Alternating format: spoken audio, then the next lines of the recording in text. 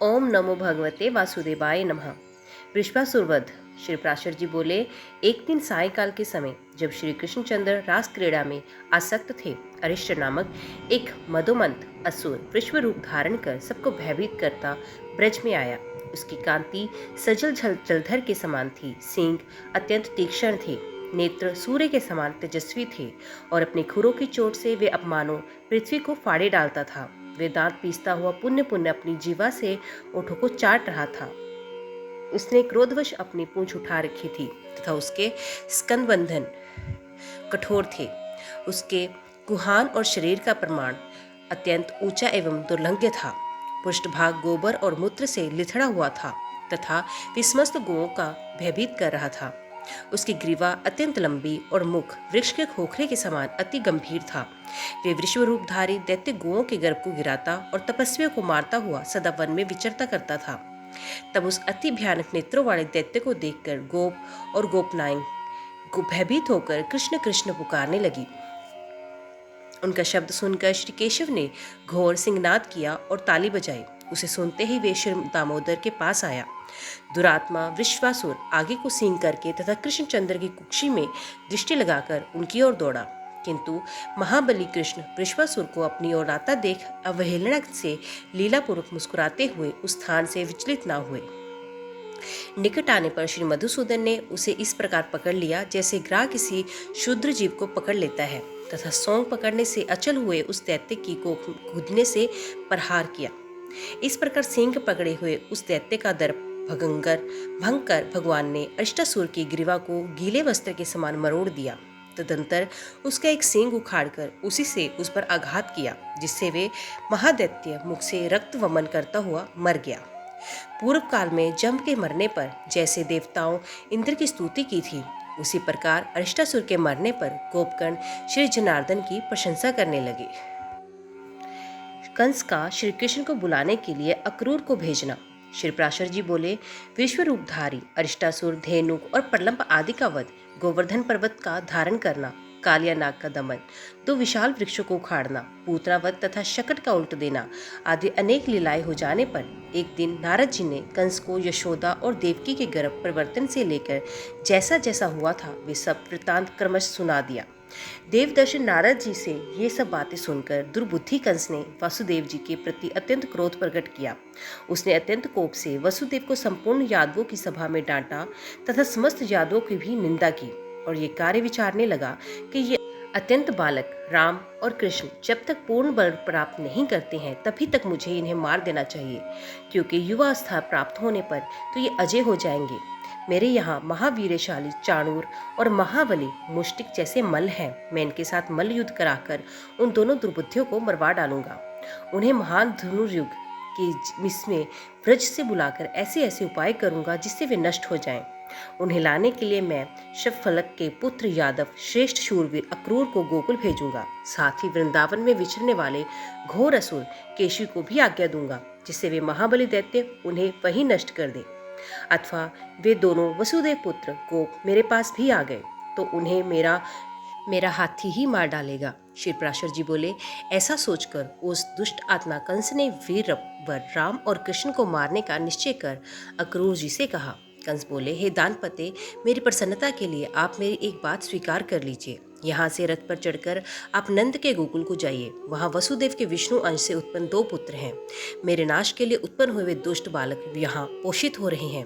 मेरे यहाँ चतुर्दशी को धनुष यज्ञ होने वाला है, अतः वहाँ जाकर उन्हें मल्ल युद्ध के लिए ले आइए। मेरे चाणूर और मुष्टिक नामक भल यज्ञम युद्ध कुश्ती में अति कुशल हैं। उन दोनों के साथ मेरे इन पहलवानों का द्वंद्व युद्ध यहाँ सब लोग देखेंगे। अथवा महावत से प्रेरित हुआ कुवल यापीड़ नामक गजराज उन दोनों दुष्ट वसुदेव पुत्र बालकों को नष्ट कर देगा। इस प्रकार उन्हें मारकर मैं दुर्मति वासुदेव नंदगोप और इस अपने मंदमती पिता उग्रसेन को भी मार डालूंगा। तदंतर मेरे वध की इच्छा वाले इन समस्त दुष्ट गोपों के संपूर्ण गोधन तथा धन को भी मैं छीन लूंगा। हे दानपते, आपके अतिरिक्त ये सभी यादवगण मुझसे द्वेष करते हैं, अतः मैं क्रमश इन सभी को नष्ट करने का प्रयत्न करूंगा। फिर मैं आपके साथ मिलकर इस यादवहीन राज्य को निर्विघ्नता पूर्वक भोगूंगा। अतः वीर, मेरी प्रसन्नता के लिए आप शीघ्र ही जाइए। आप गोकुल में पहुंचकर और दधी आदि उपहारों के साथ शीघ्र ही यहाँ आ जाएं। श्री प्राशर जी बोले, हे द्विज, कंस से ऐसी आज्ञा का महाभागवत अक्रूर जी कल मैं शीघ्र श्री कृष्णचंद्र को दिखूंगा, ये सोचकर अति प्रसन्न देख हुए। माधव प्रिय अक्रूर जी राजा कंस से जो आज्ञा कहकर एक अति सुंदर रथ पर चढ़े और मथुरापुर से बाहर निकल आए।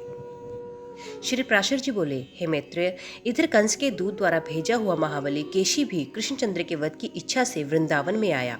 वे अपने खुरों से पृथ्वी तल को खोदता, ग्रीवा के बालों से बादलों को छिन्न भिन्न करता तथा वेग से चंद्रमा और सूर्य के मार्ग को भी पार करके गोपों की ओर दौड़ता। उस अश्वरूप दैत्य के हिनाने के शब्द से भयभीत होकर समस्त गोप और गोपियां श्री गोविंद की शरण में आए।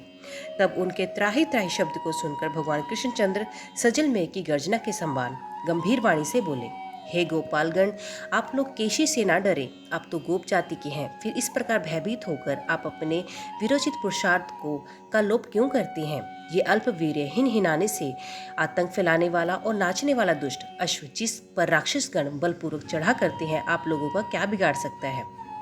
अरे दुष्ट, इधर आ। पिनाकधारी वीरभद्र ने जिस प्रकार पूषा के दांत उखाड़े थे, उसी प्रकार मैं कृष्ण तेरे मुख से सारे दांत गिरा दूंगा।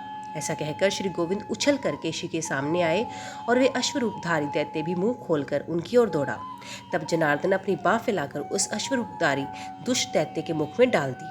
केशी के मुख में घुसी हुई भगवान श्री कृष्ण की बाहु से टकराकर उसके समस्त दांत शुवर में खंडों के समान टूटकर बाहर गिर पड़े। हे द्विज, उत्पत्ति के समय से ही उपेक्षा की गई व्याधि जिस प्रकार नाश करने के लिए बढ़ने लगती है, उसी प्रकार केशकी के हमें प्रविष्ट हुई कृष्णचंद्र की भुजा बढ़ने लगी। अंततः ओठों के फट जाने से वे फेन सहित रुधिर वमन करने लगा और उसकी आंखें स्नायु बंधन के ढीले हो जाने से फूट गई। तब वे मूल मूत्र छोड़ता हुआ पृथ्वी पर पैर पटकने लगा।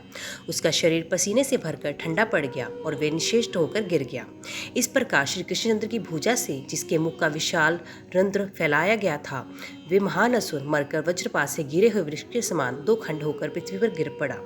केशी के शरीर के वे दोनों खंड, दो पांव, आधी पीठ, आधी पूंछ तथा एक एक कान, आंख और नासिका रांत्र सहित सुशोभित हुए। इस प्रकार केशी को मारकर प्रसन्न चित्त ग्वाल बालों से घिरे हुए श्री कृष्णचंद्र बिना श्रम के स्वस्थ चित्त से हंसते हुए वहीं खड़े रहे।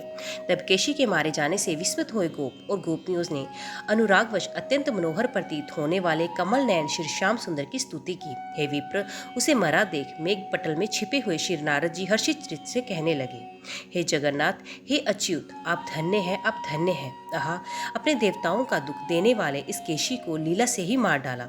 मैं मनुष्य और अश्व के इस अभूतपूर्व युद्ध को देखने के लिए अत्यंत उत्कंठित होकर स्वर्ग से यहाँ आया था। हे मधुसूदन, आपने अपने इस अवतार में जो जो कर्म किए हैं, उनसे मेरा चित्त अत्यंत विस्मित और संतुष्ट हुआ है।